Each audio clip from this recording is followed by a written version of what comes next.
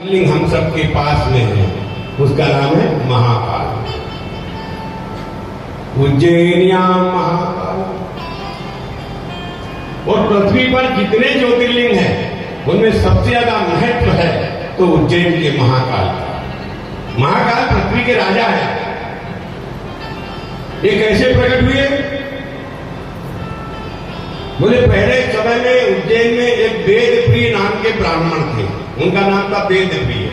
उनके वेद प्रिय यानी वेद से उनको प्रेम था, तो वो चारों वेद को जानने वाले थे। और चारों वेद को जानने वाले तो चार वेद के स्वरूप उनके चार पुत्र हुए, देवप्रिय, प्रियमेघ, सुकृत और सुव्रत। ऐसे चार पुत्र वेद प्रिय ब्राह्मण के पैदा हुए।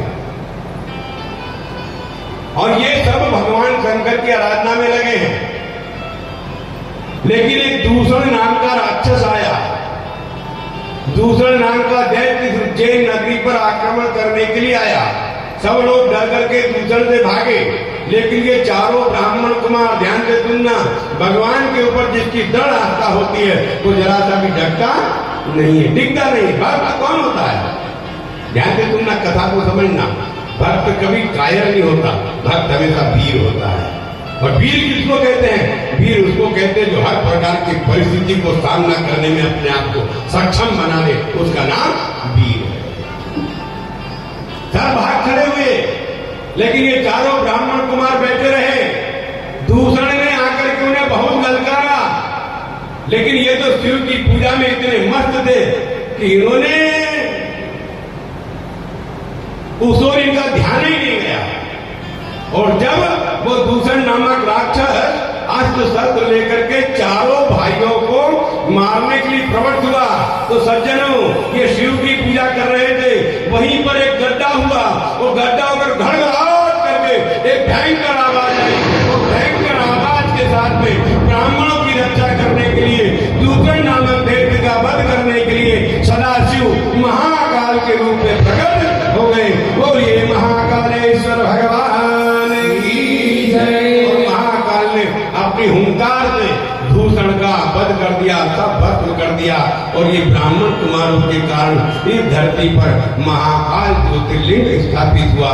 इस महाकाल ज्योतिर्लिंग के जो स्थापना हुई और इसका मंदिर कैसे बना, इसमें मणिमय खंभे कैसे आए, इसमें स्वर्णमय दरवाजे कैसे आए, उस संबंध में शिव पुराण में कथा आती है कि यहाँ के एक चंद्रसेन नाम के राजा थे। और चंद्रसेन नाम के राजा को मित्र मणिभद्र थे। तो मणिभद्र ने चंद्रसेन को एक मणि प्रदान कर दी। और चंद्रसेन उस मणि को धारण करे तो दूसरे सूर्य के समान दिखे। तो जितने दूर के राजा थे वो सबने मिलकर के विचार किया कि चंद्रसेन के ऊपर आक्रमण किया जाए। तो उज्जैन नगरी में चंद्रसेन राजा के यहाँ पर आक्रमण करने के लिए कई राजा एकत्रित होकर के आए। अब चंद्रसेन शिव भक्त था, रोज भगवान महाकाल की शिव की पूजा करता था। तो इस उज्जैन नगरी में एक ग्वाला रहता था, ग्वालिनी। उसके पिता नहीं थे, उसका छोटा सा बच्चा था। तो ग्वालिनी का बच्चा ग्वाला, उसने चंद्रसेन राजा को शंकर जी की पूजा करते देखा। ध्यान देना, हाथ जोड़ करके निवेदन, बच्चे में जो संस्कार बनते हैं वहीं से उसका जीवन समझता है। बचपन के संस्कार ही बच्चे का जीवन बनाते हैं। जैसे हम अटैची में कपड़े जमाएं, पेटी में हम कपड़े जमाएं, बैग में कपड़े जमाएं, तो जो सबसे पहला कपड़ा जमा है वो कब निकलेगा? बताइए। हम हमारी पेटी जमा रहे हैं और पेटी में जो सबसे पहले कपड़ा रखा है वो कब निकलेगा? वो सबसे आखिरी में निकलेगा। ऐसे बचपन के संस्कार दबे हुए हैं, वो अंत के काम में आते हैं। इसलिए बच्चों को बचपन में संस्कार देना चाहिए। मीरा कोई मीरा नहीं बनी, मीरा को माँ ने मीरा बनाया है। मीरा की माँ ने मीरा बनाया। मीरा केवल 5 साल की थी और 5 साल की थी तो ठाकुर जी के मंदिर में गई। वहां ब्याह हो रहा था, लाला लाड़ी को देखा, दूल्हा दुल्हन को देखा। राजस्थान में लाला लाड़ी कहते हैं, दुल्हन नहीं कहते, लाड़ा और लाड़ी। अब छोटे छोटे बच्चे क्या प्रश्न नहीं पूछे, ध्यान से सुनना देवी। तो मीरा 5 साल की छोटी सी बच्ची थी, अपनी माँ से पूछती, माँ मेरा लाड़ा कहाँ है? अब छोटी सी बच्ची है, उसने दूल्हा दुल्हन को देखा, माँ से पूछा, माँ मेरा लाड़ा कहाँ है? तो मीरा की माँ ने गोविंद की मूर्ति की तरफ उंगली करके कह दी, बेटी तेरा लाड़ा यह है। और बचपन में जो मीरा के दिमाग में बात ठहरी तो 90 वर्ष की उम्र में मीरा ने ठाकुर को लाड़ा बना के छोड़ा। ये बचपन के संस्कार हैं, इसलिए बचपन के संस्कार जरूर देना चाहिए। माताएं हाथ जोड़ करके निवेदन, दुनिया में सबसे ज्यादा ताकत होती है माताओं में। माता और पिता में अंतर है, बुरा मत मानना, हाथ जोड़ करके निवेदन कर रहा हूं। माता क्या करती है? बोले माता बच्चे का चरित्र का निर्माण करती है। और पिता क्या करता है? बोले पिता बच्चे के ज्ञान का निर्माण करता है। पिता ज्ञान देने वाला है और माता चरित्र देने वाली है। किसी का बच्चा अगर नालायक निकले, किसी का बच्चा अगर अनपढ़ निकले, तो यह समझ लेना उसके बाप की गलती की, उसने उसको पढ़ाया नहीं। किसी का बच्चा अनपढ़ निकले तो यह समझना उसके पिता की गलती की, पिता ने बच्चे को पढ़ाया नहीं। और किसी का बेटा अगर चरित्रहीन निकले तो समझ जाना कि उसकी मां की गलती है कि मां ने उसको चरित्र की शिक्षा नहीं दी। चरित्र का निर्माण मां करती है, ज्ञान का निर्माण पिता करता है। और दुनिया में सबसे ज्यादा ताकत, आज तो डॉक्टर भी कहते हैं कि सबसे ज्यादा ताकत कहाँ होती है? बोले सबसे ज्यादा ताकत होती मां के दूध में। हाथ जोड़ के निवेदन, देवी सज्जन, आजकल हमारे यहाँ बच्चों को मां का दूध नहीं मिल रहा है, फैशन में परेशान है, बच्चे को बाटल पकड़ा देते हैं। ध्यान से सुनना, इधर कथा को समझना। और जीवन कथा यही तो कहती, कथा को जीवन में समझना और अपने जीवन में परिवर्तन लाना। बच्चा पैदा हुआ, हमने उसके हाथ में बाटल पकड़ा दी। हम बाटल पकड़ता तो बुढ़ापे तक छूटती नहीं। फिर हम कहते पंडित जी बाटल नहीं छोड़ रहा है। पकड़ाई किसने? मां ने। हाथ जोड़ के निवेदन, एक बच्चे की मां मर गई, मां बच्चा रोए ही नहीं। लोगों ने कहा कैसा बेटा, मां मर गई नहीं रो रहा है। बोले पंडित जी मां मरेगी जब थोड़ी होगा, बाटल फूटेगी जब होएगा। दूध तो बाटल का पिया ना इसने। सज्जनों जी को ध्यान पूर्वक कथा को सुनना, समझना। 3 प्रकार का ज्ञान होता है मनुष्य में। हाथ जोड़ के बुद्धिमान श्रोता भी ध्यान में 3 प्रकार का ज्ञान होता है। एक होता है मस्तिष्क का ज्ञान, एक होता है हृदय का ज्ञान, एक होता है नाभि का ज्ञान। माथे का ज्ञान, हृदय का ज्ञान और नाभि का ज्ञान। तो मस्तिष्क का ज्ञान कहाँ मिलता है? ये किताबों के पढ़ने से, शास्त्रों के पढ़ने से, स्कूल में पढ़ने से, कॉलेज में पढ़ने से माथे का ज्ञान मिलता है। नाभि का ज्ञान, बोले नाभि का ज्ञान हमारे पूर्व कर्म के अनुसार निर्धारित है।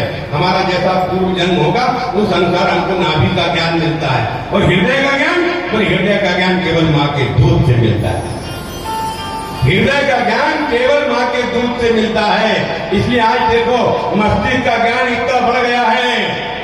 कई डॉक्टर पैदा हो रहे, कई इंजीनियर पैदा हो रहे महाराज, कई डॉक्टर, कई इंजीनियर, लाखों इंजीनियर पैदा हो रहे, लाखों डॉक्टर पैदा हो रहे, लेकिन हृदय के ज्ञान की इतनी कमी आ गई, हमारे देश में दूसरा महात्मा गांधी पैदा नहीं हो रहा है। क्यों? हृदय के ज्ञान की कमी है, मस्तिष्क का ज्ञान बढ़ गया है, हृदय का ज्ञान प्राप्त नहीं हो रहा। मां के दूध की कितनी ताकत है। नर्मदा परिक्रमा करने वाले कोई है यहाँ पर बैठे हो तो हाथ ऊंचा करें, जिन्होंने नर्मदा परिक्रमा की।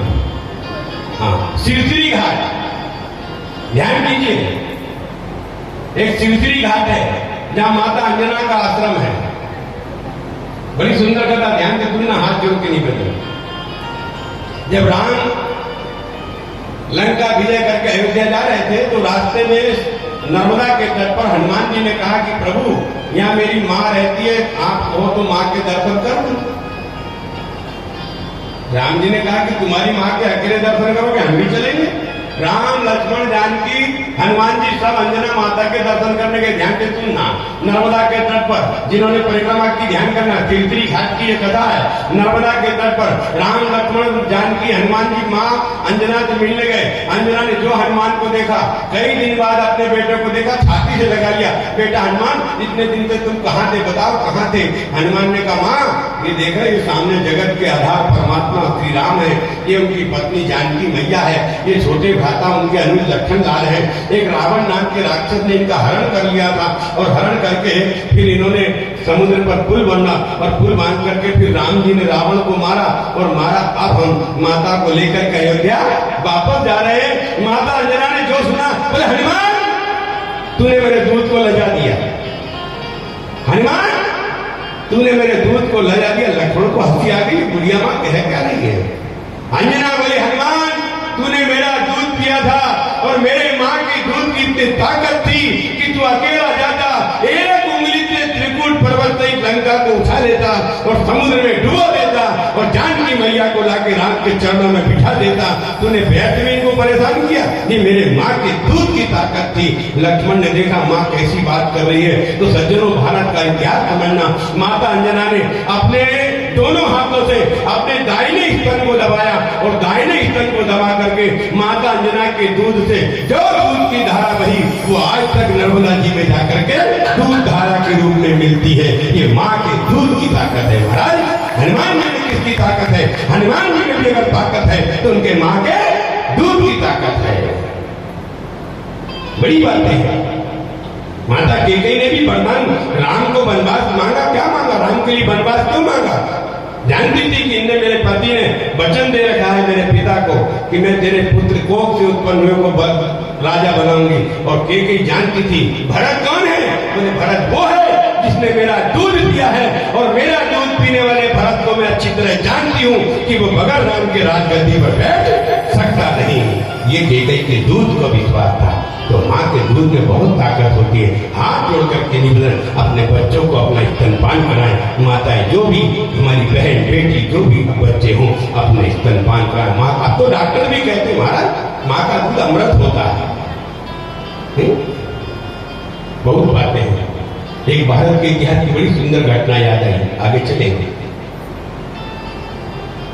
गुजरात में कच्छ काठियावाड़ के बाद एक मोरबी छोटा सा प्रांत है। तो मोरबी के ठाकुर का 10-12 साल का लड़का नदी में नहा रहा था। इतने में कच्छ काठियावाड़ के कुछ लोग बेघर होकर के भागे। तो वो 12 साल का लड़का जो नदी में नहा रहा था उसने कहा क्यों भाई तुम कहाँ जा रहे हो? तो वो कहने लगे भैया हम कच्छ काठियावाड़ के रहते, हमारे यहाँ मुसलमानों का हमला हुआ, यवनों का हमला हुआ है, हम लोग अनाथ होकर के भाग रहे हैं। वो 12 साल का लड़का बोला ठहरो मैं तुम्हारा इंतजाम करता हूँ। बोले ठहरो मैं तुम्हारी व्यवस्था करता हूँ। और 12 साल का लड़का दौड़ता दौड़ता अपनी माँ के पास गए। बोले माँ कुछ लोग अनाथ है, कुछ लोग बेघर है, तू कहे तो अपने घर ले आओ। कुछ लोग अनाथ है बेघर है, तू कहे तो अपने घर ले आऊं। उसकी माँ ने गाल पे एक चाटा मारा। ध्यान से सुनना, माँ ने गाल पर एक चाटा मारा। बेटा रोने लगा। बोले माँ तूने मुझे मारा क्यों?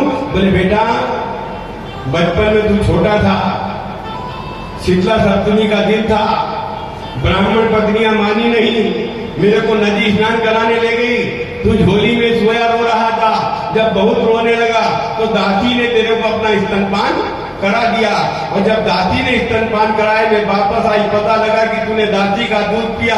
मैंने दोनों पैर पकड़े, पीठ में मुक्का मारा, पूरा दूध बाहर निकाला। लेकिन बेटा आज पता चल गया पूरा दूध बाहर नहीं निकला, कुछ न कुछ दूध रह गया। नहीं तो अनाथों को देख करके तू सीधे घर में आता, पूछने की जरूरत नहीं पड़ती। ये मेरे दूध की ताकत है। तो सबसे ज्यादा ताकत माँ के दूध की। माताओं आपके ऊपर बहुत बड़ी जवाबदारी है। हाथ जोड़ करके निवेदन, ये सब जितने बैठे ना इसकी बुद्धि का निर्माण करना आपके हाथ में है। क्योंकि जैसा खाओगे अन्न वैसा होगा मन, जैसा पियोगे पानी वैसी रहेगी वाणी, और जैसी रहेगी शुद्धि वैसी रहेगी बुद्धि। अपने घर भोजन बनाओ, ये भाव से भोजन बनाओ। मेरे हाथ का भोजन आज ठाकुर जी करेंगे, मेरे हाथ का भोजन पवित्र भोजन होगा। भोजन स्नान करके बड़े भाव से भगवान की प्रार्थना करके भोजन बनाएं। एक आध तुलसी का पत्ता डाल दें और फिर अपने बच्चों को और अपने पतियों को भोजन कराएं। तो देखो उनके जीवन में कितना परिवर्तन आ जाता है। और महाराज बगैर नहाए धोए झटपट भोजन बना लेना, कोई शुद्धता का ध्यान नहीं रखना, उससे इनका भी जीवन बिगड़ता है, हमारा भी जीवन बिगड़ता है। हाथ जोड़ करके निवेदन, आपके ऊपर बहुत जवाबदारी है। संस्कार कौन देता है? माताएं संस्कार देती है। तो ग्वालिनी का लड़का, ध्यान से सुनना, ये उज्जैन की घटना, उज्जैन बड़ा विचित्र है, पूरी धरती का बीचों बीच कहीं है तो उज्जैन है। पूरी संसार का पूरा ज्योतिष शास्त्र कहां से चलता है? उज्जैन से चलता है। तो वो ग्वालिनी के लड़के ने राजा चंद्रसेन को पूजा करते देखा, अपने घर आया, उसने एक शिवलिंग का निर्माण कर लिया और शिवलिंग का निर्माण करके फूल पत्ते चढ़ा करके बैठ गया, आसन लगा करके ध्यान लगा करके बैठ गया। अब भोजन तैयार हुआ, माँ ने आवाज लगाई, बेटा आजा भोजन कर ले। अब वो तो ध्यान में लगा, भोजन करने को भी तैयार नहीं। अंतोगत्वा माँ को गुस्सा आया और माँ को गुस्सा आया तो माँ ने उसको हाथ पकड़ के घीता, पिटाई कर दी तो भी नहीं उठा। अंतोगत्वा माँ से रहा नहीं गया तो माँ ने उसने जो शिव जी बनाए थे और जो फूल पत्ते चढ़ाए थे वो शिव जी को उठा करके एक तरफ फेंक दिया और जैसे ही भगवान को एक तरफ फेंका, बेटा रोने लगा। तो ग्वालिनी का लड़का पियल हो गया, मूर्छित होकर के रोने लगा, हे मेरे बाबा, हे भोलेनाथ, हे महाकाल, तुम कहाँ चले गए, कहाँ चले गए? उसी समय क्या घटना घटी महाराज, बड़े बड़े मणिमय खंभे थे, स्वर्ण के दरवाजों थे, एक बहुत भव्य मंडप का निर्माण हो गया और उसी में महाकाल महाराज विराजमान हो गए। बेटा जाकर के देखता तो माँ चांदी के पल्ले में झूल रही है। भगवान महाकाल यहाँ पर बड़ा भव्य मंदिर का निर्माण हो गया। तब भगवान शंकर ने कहा, हे गोप बालक, जा आज से 8वीं पीढ़ी के बाद में तेरा जन्म गोप के रूप में, नंद नामक गोप के रूप में होगा और तू जब नंद बाबा बनेगा तब तेरे यहाँ पर स्वयं भगवान विष्णु कृष्ण रूप से पधार करके लीला करेंगे। बोलिए महाकाल भगवान की जय।